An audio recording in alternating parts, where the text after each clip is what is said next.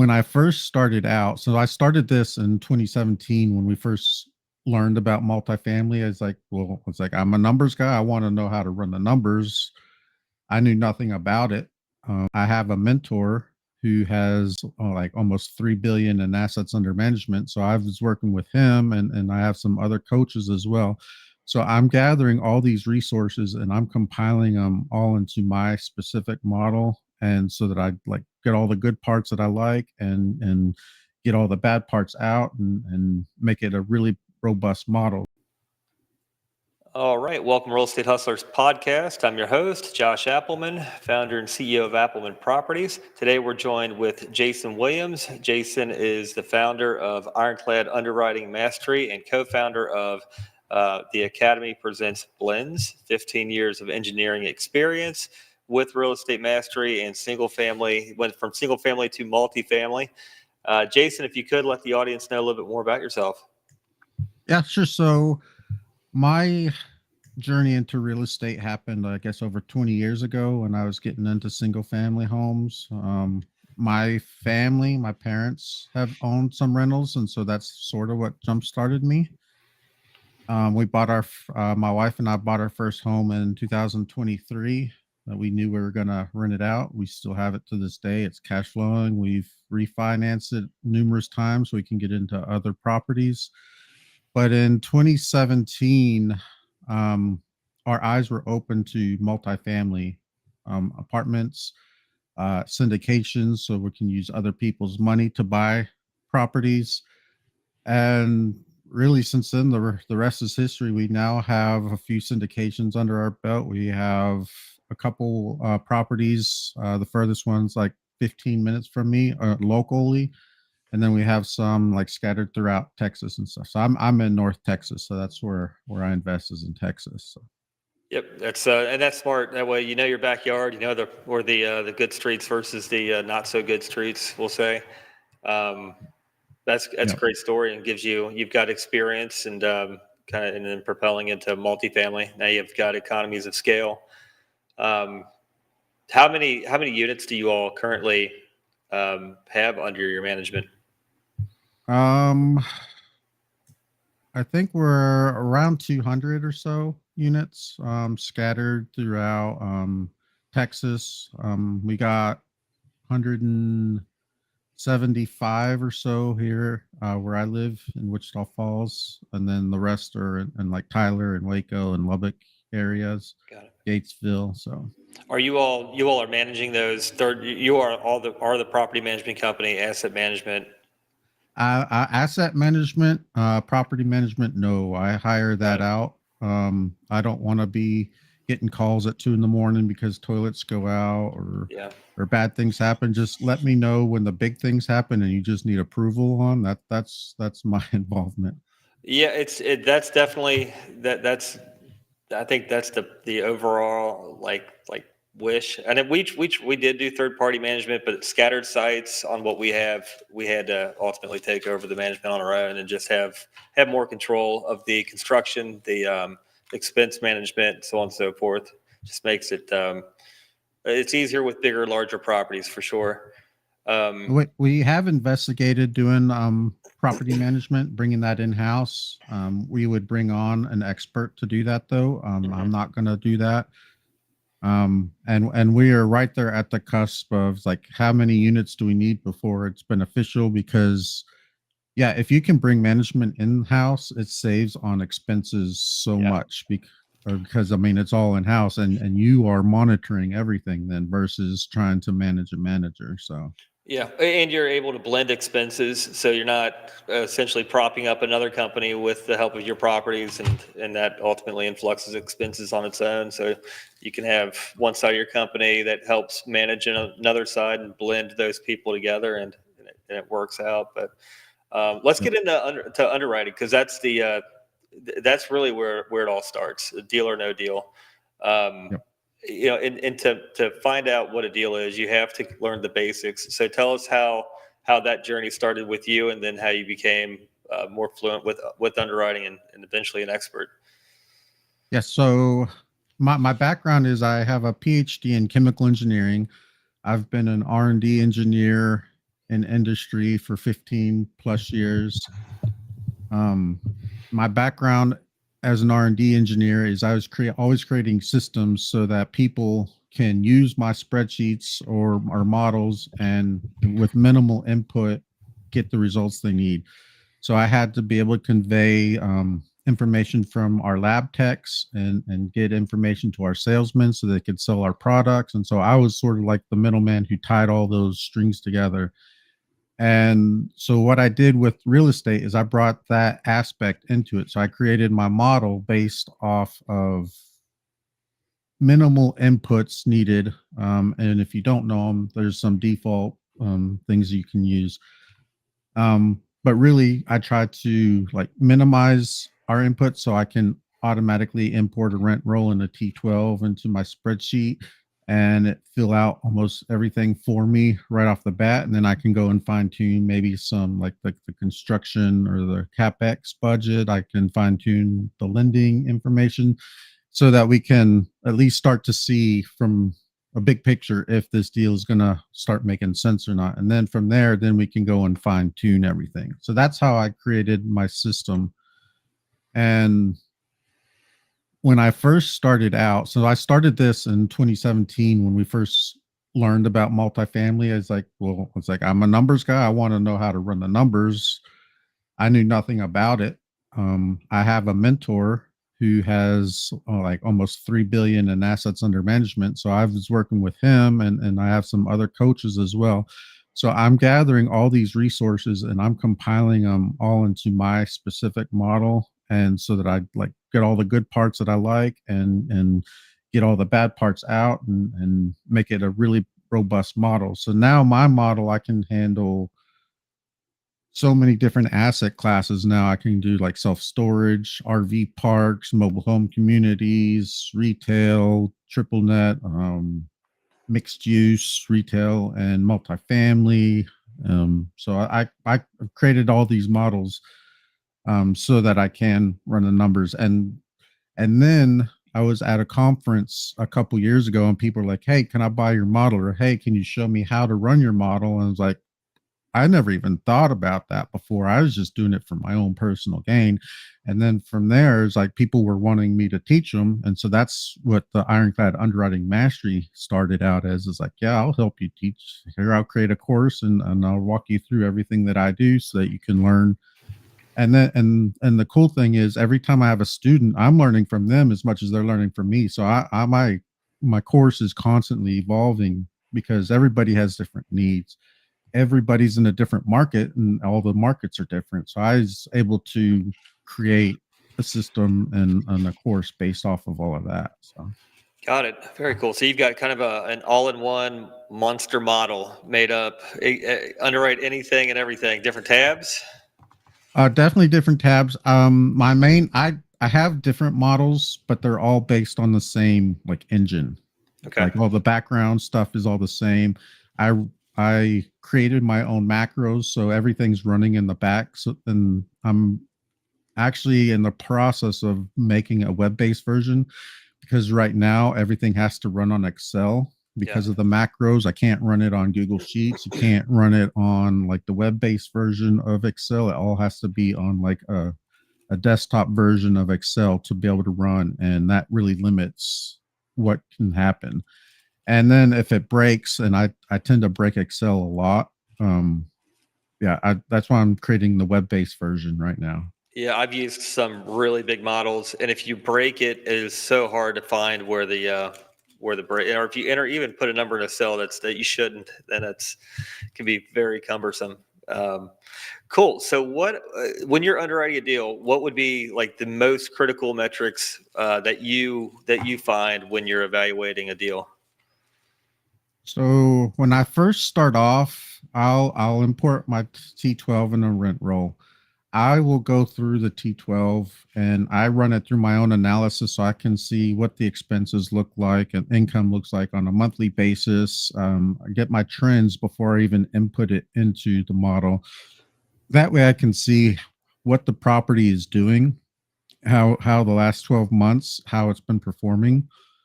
and how that will affect my business plan. Because if I see like the property has like been really dismal the first half of the year, but then it start picking up, I can start seeing what the seller was doing. It's like, did they like bring everything down and start renovating everything and then slowly lease it back up? Is that why this so dismal the first half of the year?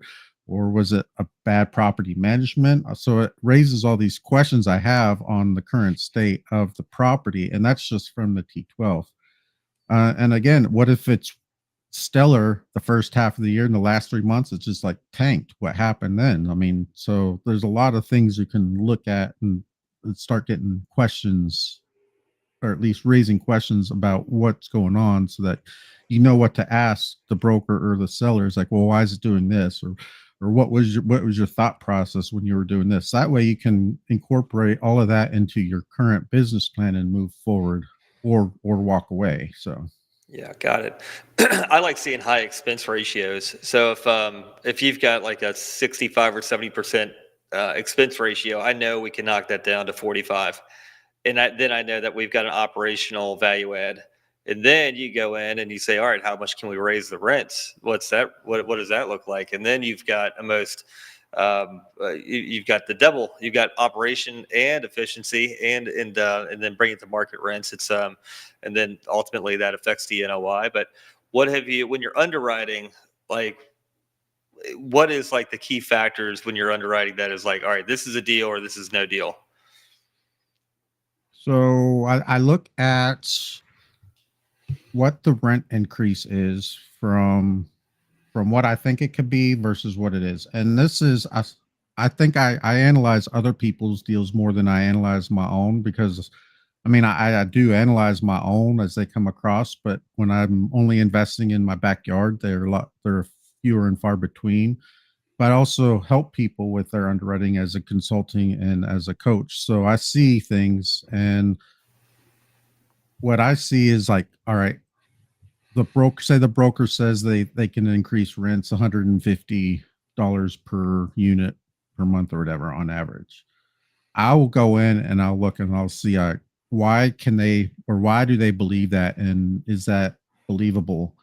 This morning I was looking at one, um, where I could potentially be a partner on, and they were wanting to increase the rents 350, 450, something like that, and they were only planning on doing $4,000 per unit in the upgrade. It's like that's not going to happen right there. So that, I mean, that's one thing that I look at, is like, all right, what would it take to get to that $150 premium? Does it require 7,500 per unit to get there? Is it just below market and it's just totally mismanaged? And so I start backpedaling to see, all right, this is where they think they can go. How do we get there? So that's where I look at. So Got it. Yeah, and that's one way of looking at it. Increase through renovations. We do that on every property as well. And yeah, you're right. $4,000 per unit is not. I mean, that's lipstick. That's cosmetic. Very light cosmetic. But something that's increasing, a property that's increasing 300, 350, your almost original vintage.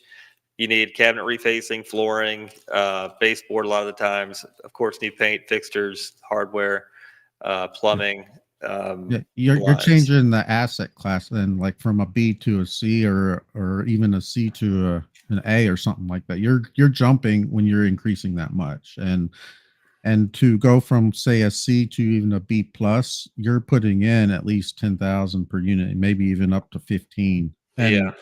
And that's in my market. I mean, every market's different because of labor and construction costs, and so. Yeah, no, we're out of Cincinnati, so that's right there. I mean, you're just because the material labor, and then you've got management fees and project management fees, of course, that are on top of everything. So but it can become a lot more. I mean, and it takes time. We found projects like that. It's 2 years no matter what. It takes 2 years to get to our performa numbers.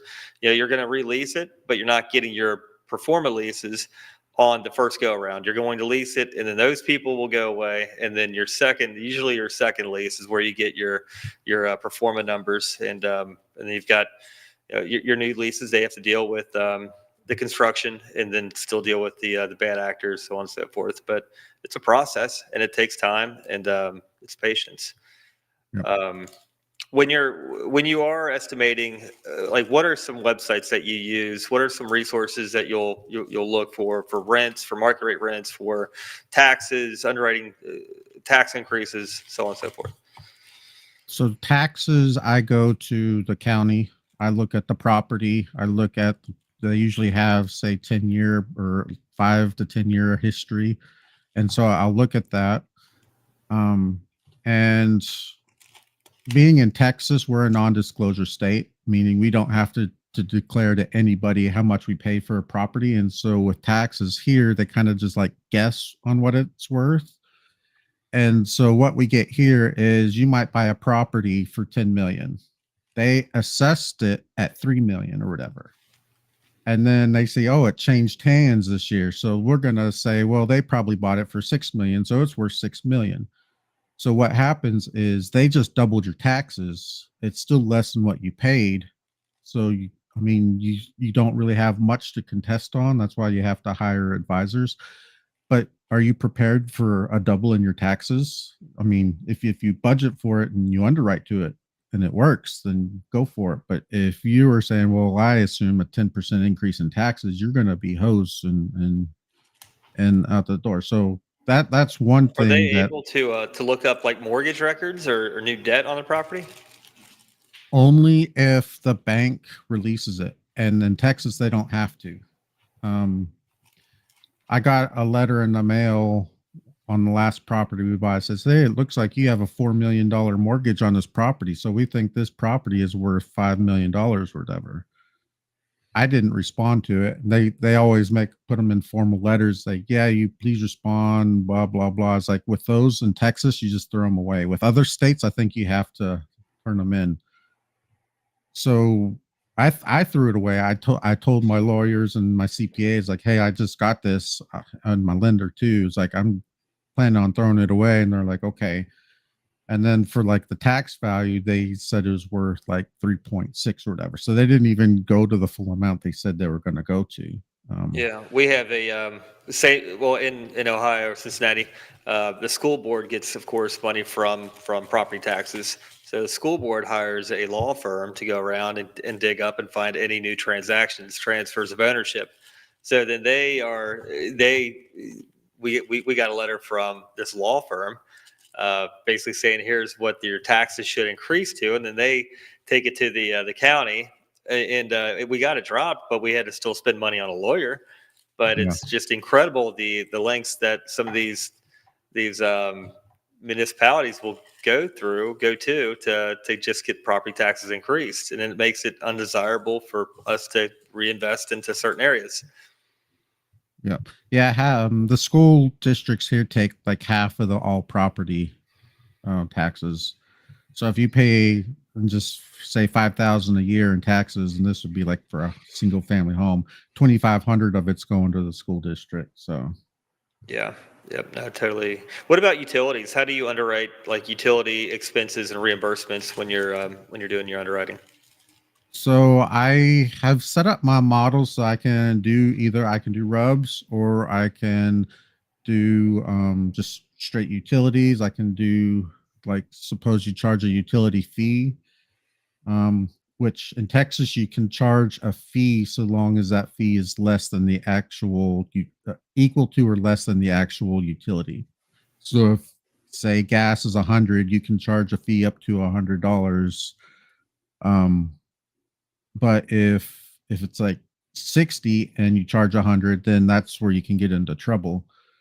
So I have my model set up for that. And I work with utility, I guess, I don't know if they're brokers, or it's a guy I work with who works on setting up contracts for me for my utility so that I can at least know what I'm going to be getting into, say, for the next 2 or 3 years.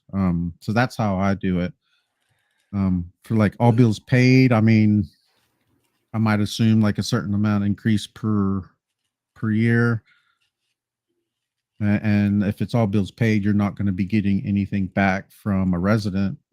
If it's rubs, again, I have my rubs built in so that we're estimating what the rubs would be based on the utility or the increase of the utility each year. So, Got it. Okay. Um, what about demand? How do you underwrite and manage like just absorption in the market and demand to make sure that you're going to stay at least above 90%, or I guess have a hedge against vacancies?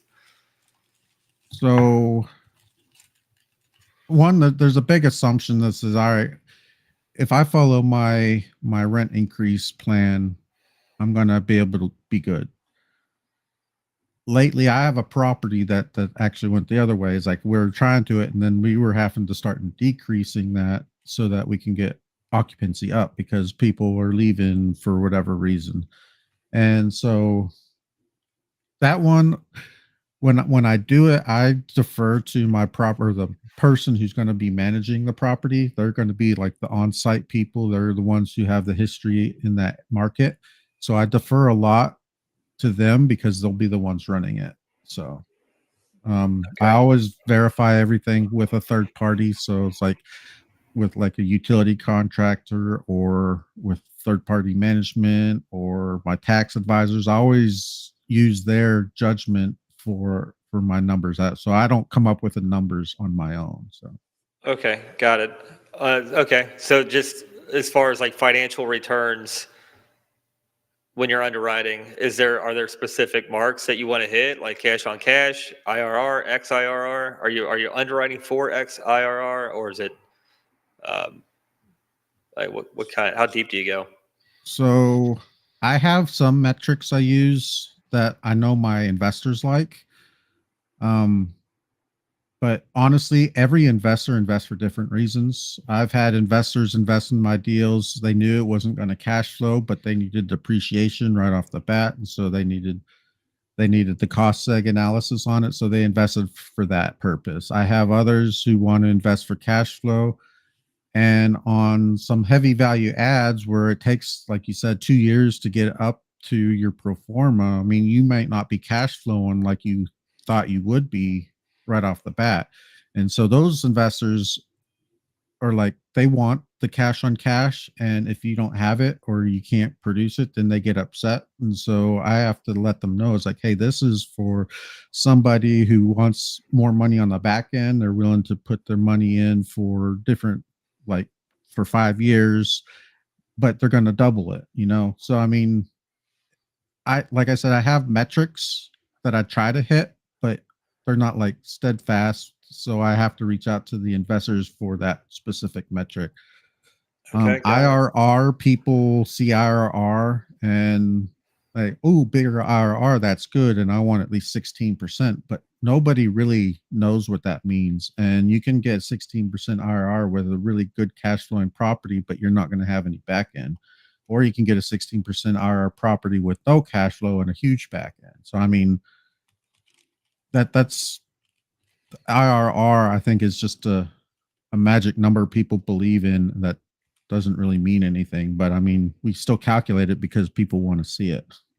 Yeah, and it's not even measured until you actually sell or refinance the property and get your principal back. So but that's where you underwrite for multiple exit strategies: refinancing year two, selling year five, Yeah. or have your capital event, just sell the whole thing in 5 years. Like, how long does it take to get the cash back, your principal, um, before it just times money's worth more today than it is tomorrow. So the faster you get it back, the better the return. Yeah. But it's just different ways of underwriting and making the deal essentially just work. For the listeners, for the beginning real estate investors that are wanting to learn how to underwrite, how to find a deal or no deal, what are red flags that you would look at or look for or even undercover if you've just received financials from a broker or from a property owner? What are some red flags? So one red flag would be trusting and not verifying. So a broker, they're trying to sell a property. They'll put lipstick on a pig so that they get it sold. They really don't care what happens after they sell it, so long as they get their commission. Same with a seller. Once a seller sells for whatever they want, they're going to walk away. It's not like they're offering a warranty or guarantee or anything. So, I mean, once you buy it, it's yours. And if you are only trusting the numbers that the seller gives and not double checking, like I said, I use third party verification on a lot of my numbers. If you're not doing that, then you're just asking for trouble. Yeah, some Um, some red flags that we've seen that I've uncovered. Well, just you kind of learned the property, learned the books, learned. But when you see the financials coming over called sell set, now you know you've got two sets of financials you're dealing with. When they will send over accrual but not cash basis financials, that's a red flag. Typically, your system should produce cash and accrual when you're posting anything. mm, We've seen things that are missing, line items that are missing. Say there's no maintenance on the property, so we know that that's. And then we'll go ahead and we'll plug in industry, what we know to be an industry normal number for each unit. But there's things that are missing. An expense ratio that's in the 30s. We know that that's almost impossible unless it's brand new, Class A, where mhm. you'll have a lower expense ratio. But a C class, B class, you should be between 40 and 50. Those are red flags, but underwrite to what the industry standards are, and then you get in there and you find out the good and the bad, and make it happen. Yeah, and if you're an all bills paid, your expense ratio might be up 65 or so. So That would be a terrible situation to be in an all bills paid uh, ownership, owning a complex that is all bills paid, 'cause that just equals total abuse. so I have a few properties that are all bills paid, and we tried to implement rubs, but the people, they're actually pretty decent. They don't abuse it. They would rather pay a premium rent than pay for their own utility. They would, so they have like a constant rent per month that they just write a check for, say 1100 versus 800 plus gas plus electric plus water and everything. So that's what market I'm in. And we pushed for rubs and what have you, but it works out this way for us. So Yeah, we've on got one one of of our our properties. legacy properties. It was what like when we're starting out our portfolio, it's just a 4 unit small. We've had it for years, but nothing separated. Everything's that we it's 4 units, master metered on electric, on water, and just total abuse. I'm pretty sure that they invite the neighbors over to take showers just to run the water. But And that, it's just a horror story every month, seeing the utilities that come through, and it's just I think it's a human nature. You don't care that the lights left on if you're not paying for it. I yeah, mean, I knew a guy in college. He lived in an all bills paid place, and he would literally have his AC set on like the low setting. He would have his oven on and open. He would just boil water. He would leave the water running, and I asked him why is he doing it? He's like, because it's free, so he's yeah. just doing it. See, you've got some good stories too. I haven't seen that in any residence, but I have seen that like from like the tenant perspective, and I would hate to have had that guy as a resident, but Before we wrap up here, are there what would be some learning lessons that you wish you knew now, but you wish you knew then, or that you know now but you wish you knew then? so I'm constantly evolving my model to handle like different lending parameters. Let's see, different being able to increase certain expenses by a certain amount.